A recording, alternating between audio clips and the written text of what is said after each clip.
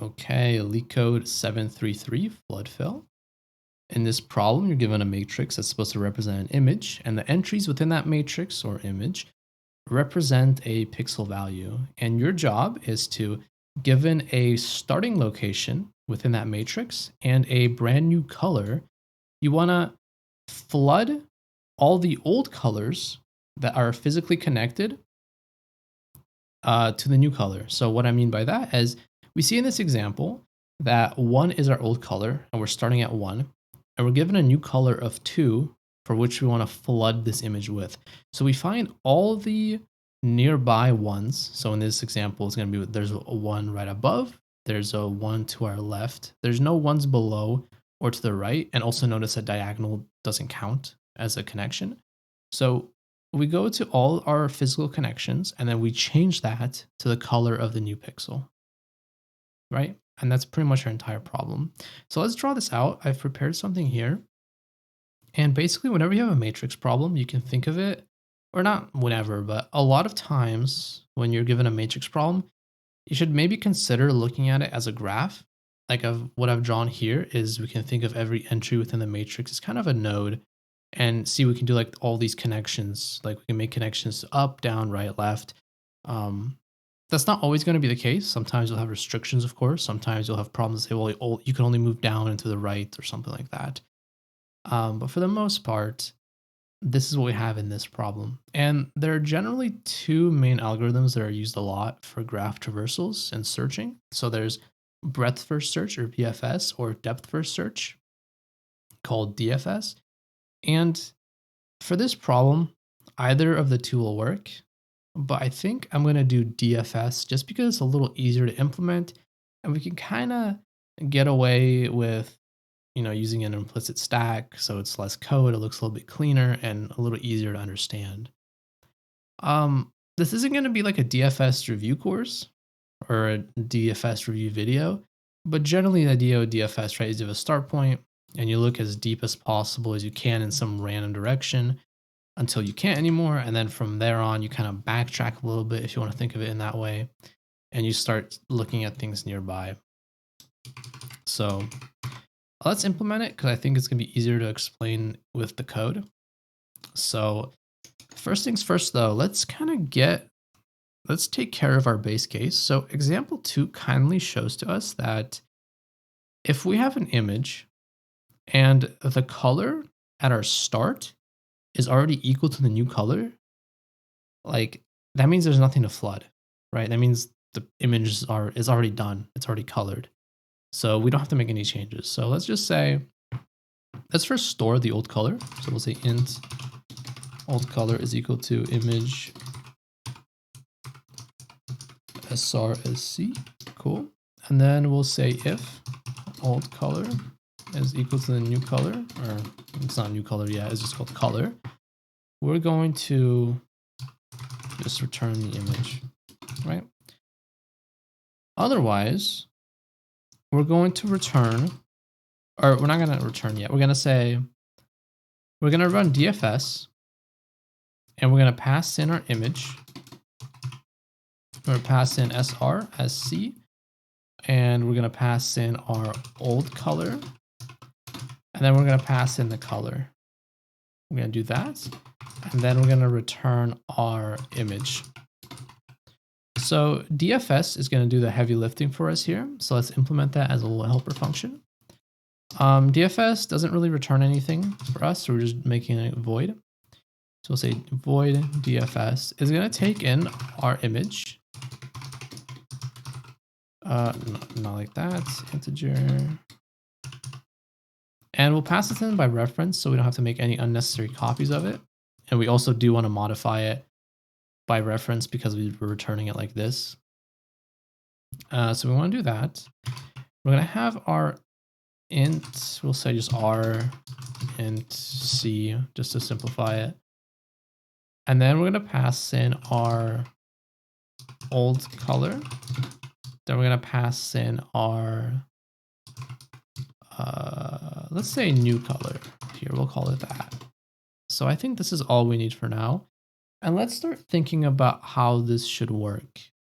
So the first thing I think that I want to do is I want to check, am I in a valid position to even do the check in the first place, right? Because as we said, depth first search goes as deep as it can. But what does it mean to go as deep as you can? Well, for us, let's say our first recursive call is just to go to C minus one, right? Column minus one. So we're here, this is column one.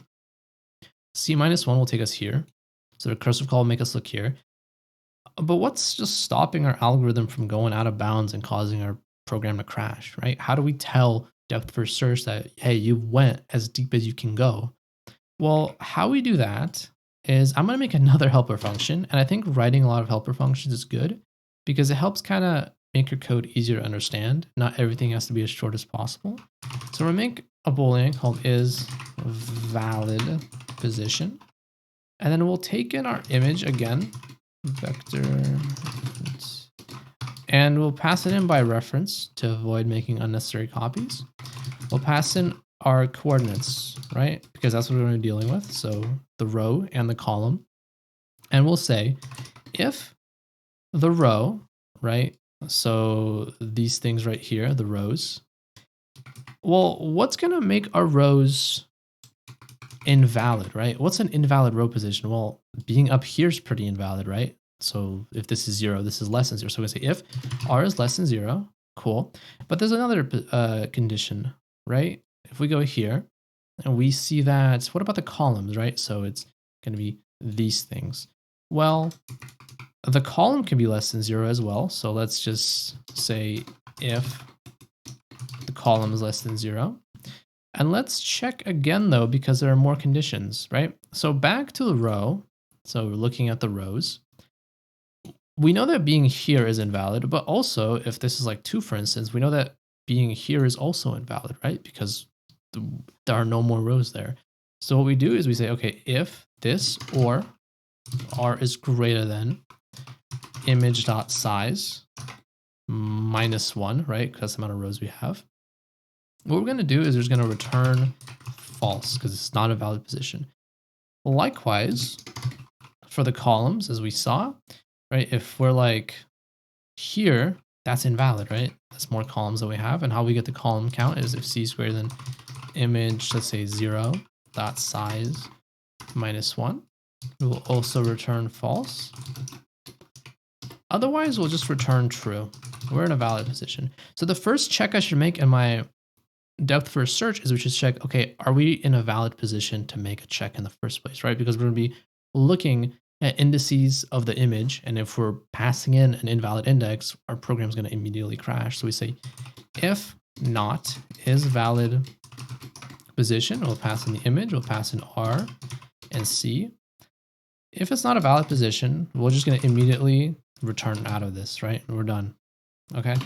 Next, though, we're going to check something else.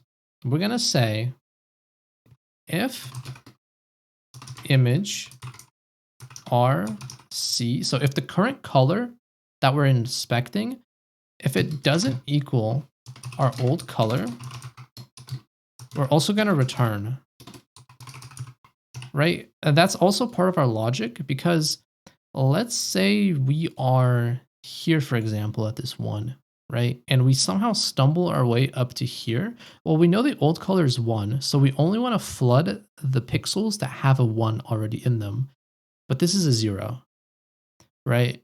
It's not the same, so we just immediately back away and we say, oh, nope, nope, nope, don't want to do this. I want to go check these instead. So we do that. We check for that. And then finally, though, we can make our swap. So we say image RC is going to be equal to our new color, right? So we do that. And then finally, we call DFS again to all the possible neighbors that we can have. So we pass in the image like always. So we can go down a column while staying in here. So we do old color, new color. What else? We can also go up a column. So we do this, right? What else can we do? And I think I just misspoke. When I said up, I meant we're gonna go up a row and this goes down a row, right? So we do image, we keep the row the same. We can go down a column, old color, new color, do that, then do DFS image. So we can go up a column. Boom. So basically, we just wrote a little bit of code. Let's kind of explain what it does. So basically what we're doing is we're checking if the position is valid in the first place, right? Just in case. And then now that we can actually look into this image, we verified it's a valid position. We check, hey, is it a valid neighbor, right? Is the color the same one as the color that we came from to switch? If not, we just return. Otherwise, we know that our color is valid. Cool. And then we're just going to we're going to make the color swap. We're going to set the color in that position to the new color. And we're going to do the same for every single neighbor, right? We're going to go in recursively as deep as we can. And we're going to make these same checks over and over and over again for every single neighbor. And let's try it out because sometimes I make errors in these. There we go. Type ID can have a name. Vector int right here. There we go. Expected an expression. What did you expect? What happened here? Expected. Oh, right here. Extra. Didn't mean to do that. Messing up quite a bit. There we go. It works. Cool. Let's do the other examples.